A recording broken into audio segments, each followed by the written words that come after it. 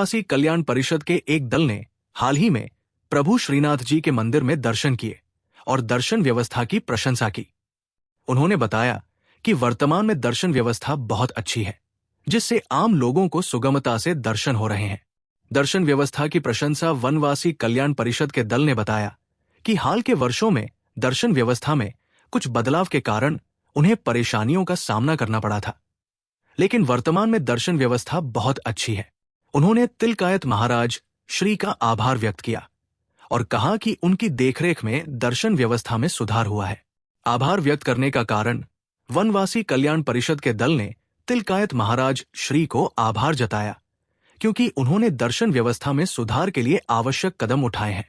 इससे आम लोगों को सुगमता से दर्शन हो रहे हैं और उनकी आस्था को मजबूती मिल रही है। एक मिनट मैडम, जय श्री कृष्ण मैडम। श्रीनाथ जी की नगरी में आपका स्वागत है। आप अपना परिचय देते हुए आप किस मकसद से आए और हमारे ठाकुर जी के दर्शन किए, आपको कैसा लगा, अपना परिचय देते हुए। मैं डॉक्टर राधिका लड्ढा, राजस्थान वनवासी कल्याण परिषद की कार्यकर्ता और वर्तमान में अखिल भारतीय सह ग्राम विकास प्रमुख का दायित्व है। और ये मेवाड़ दर्शन यात्रा हम पिछले 35 वर्षों से कर रहे हैं और हर बार नए नए लोग आते हैं।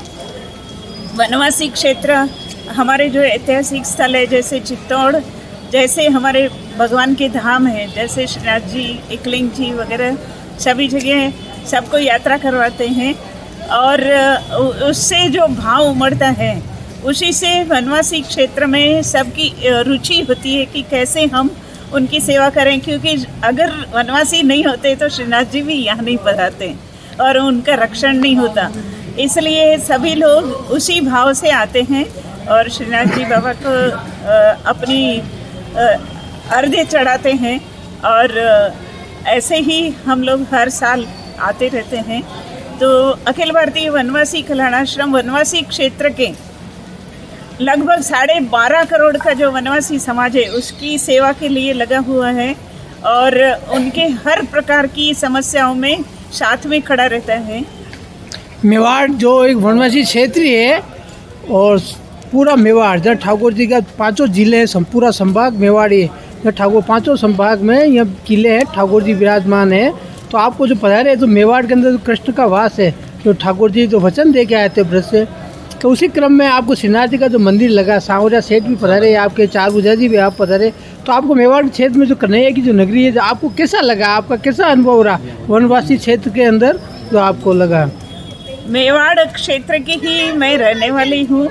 मेरा मायका अहमदाबाद में है, परंतु ससुराल उदयपुर में है, इसलिए श्रीनाथ जी के चरणों में ही हम लोग रहते हैं और ये जो पुष्टि मार्गीय उसी के हम फॉलोअर हैं और इसलिए यहाँ तो कहना ही क्या, हमारी ये जन्मभूमि, हमारी कर्मभूमि, हमारा सब कुछ यहाँ पर निछावर है ठाकुर जी के चरणों में।